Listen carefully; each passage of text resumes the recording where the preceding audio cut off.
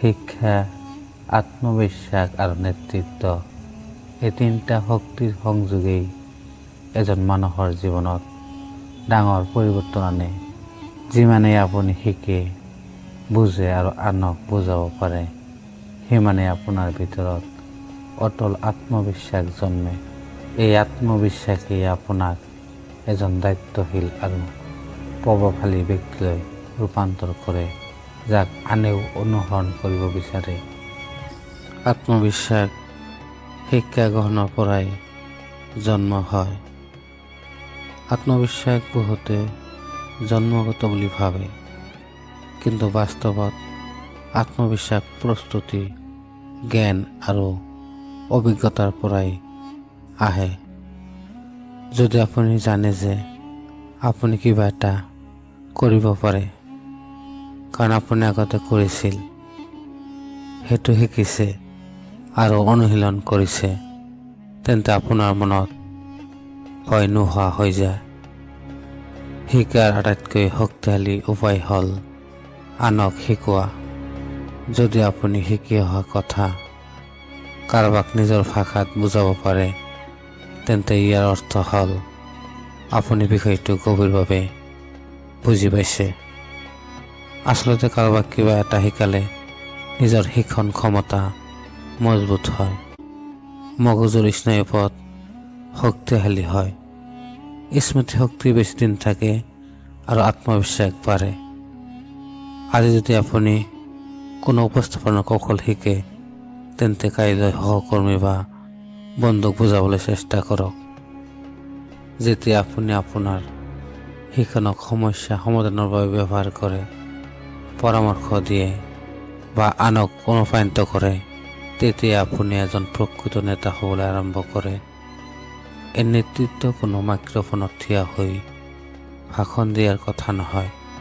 এই নেতৃত্ব হ'ল মই শিকিছোঁ আৰু মই শিকাৰ আনন্দত আনক আগবাঢ়ি যোৱাত সহায় কৰিব বিচাৰোঁ। নেতৃত্ব কেৱল ডাঙৰ মঞ্চৰ বিষয় নহয়, ই আপোনাৰ দৈনন্দিন জীৱনৰ অংশ। পৰিয়ালত, বন্ধু বান্ধৱীৰ মাজত, কাৰ্যালয়ত, সমাজত, প্ৰতিটো ঠাইতে আপুনি নেতৃত্ব দেখাব পাৰে।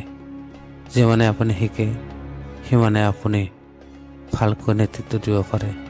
শিক্ষাই কেৱল জ্ঞান নিদিয়ে, ই আমাক এজন সঁচা নেতা কৰি তোলে। সফল মানুহে নিজৰ শিক্ষা লুকুৱাই নাৰাখে। তেওঁলোকে আনক শিকায়, অনুপ্ৰাণিত কৰে আৰু শক্তিশালী কৰে, কাৰণ তেওঁলোকে জানে যে জ্ঞান ভাগ বতৰা কৰিলে জ্ঞান হ্ৰাস নহয়, ই বৃদ্ধি হয়। গতিকে আজি যদি আপুনি কিবা এটা শিকিলে, তেন্তে শ্বেয়াৰ কৰক। ভাই ভনীৰ সৈতে, সহকৰ্মীৰ সৈতে, ছ'চিয়েল মিডিয়াত এটা ইতিবাচক পোষ্ট দি আৰু বন্ধু বান্ধৱীৰ সৈতে আলোচনা কৰক। এই সৰু পদক্ষেপবোৰেই ধীৰে ধীৰে আপোনাক জ্ঞান, আত্মবিশ্বাস আৰু নেতৃত্বৰ কেন্দ্ৰলৈ লৈ যায়। প্ৰতিদিনে অলপকৈ আগবঢ়া মানেই আপুনি নিজৰ ভিতৰত এজন শক্তিশালী আৰু প্ৰভাৱশালী ব্যক্তিত্ব গঢ়ি তুলিছে। আপোনাৰ শিক্ষণসমূহ আন এজন ব্যক্তিৰ সৈতে ভাগ বতৰা কৰাৰ পৰিকল্পনা কৰক। এতিয়া ভাবি চাওকচোন, যোৱা এসপ্তাহত আপুনি কি শিকিছে। ইয়াৰ এটা বাছি লওক আৰু সিদ্ধান্ত লওক যে আপুনি কাক শিকাব বিচাৰে। আপুনি এনেদৰে এটা সহজ পৰিকল্পনা তৈয়াৰ কৰি ল'ব পাৰে। মই কি শিকিলোঁ সেই বিষয়টো নিৰ্বাচন কৰক। আপুনি কাক শিকাব বিচাৰে, নামটো লিখি ৰাখক। আপুনি কেনেকৈ শিকাব, পৰিকল্পনা কৰি ৰাখক। আপুনি কেতিয়া শিকাব, এটা দিন আৰু সময় নিৰ্ধাৰণ কৰক। আপুনি যদি এই অভ্যাসটো অব্যাহত ৰাখে, তেন্তে আপুনি নিজৰ ভিতৰতে এনে এজন মানুহৰ আৱিষ্কাৰ কৰিব, যি কেৱল নিজকে নহয়, আনৰ জীৱনতো ইতিবাচক প্ৰভাৱ পেলাব পাৰে। শিকিবলৈ কেতিয়াও দেৰি নকৰিব। যদি মনত আহে সময় নাই, বয়স বেছি, ই উপযোগী নহ'ব, তেন্তে মনত ৰাখিব, যেতিয়া আপুনি শিকিবলৈ সিদ্ধান্ত লয়, তেতিয়া উত্তম সময়। সৰুকৈ আৰম্ভ কৰক। এটা বক্তৃতা শুনক, এটা ৰচনা পঢ়ক, এটা ভিডিঅ' চাওক, আজিৰ শিকাটো এটা শাৰীত লিখক। এই সৰু পদক্ষেপেই ডাঙৰ পৰিৱৰ্তনৰ আৰম্ভণি। আপোনাৰ জীৱনৰ আটাইতকৈ ডাঙৰ সম্পদ আপুনি নিজেই। যদি আপুনি সদায় উন্নত কৰে মানসিকতা, জ্ঞান, অভ্যাস আৰু মনোযোগ, তেন্তে সফলতা নিশ্চিত।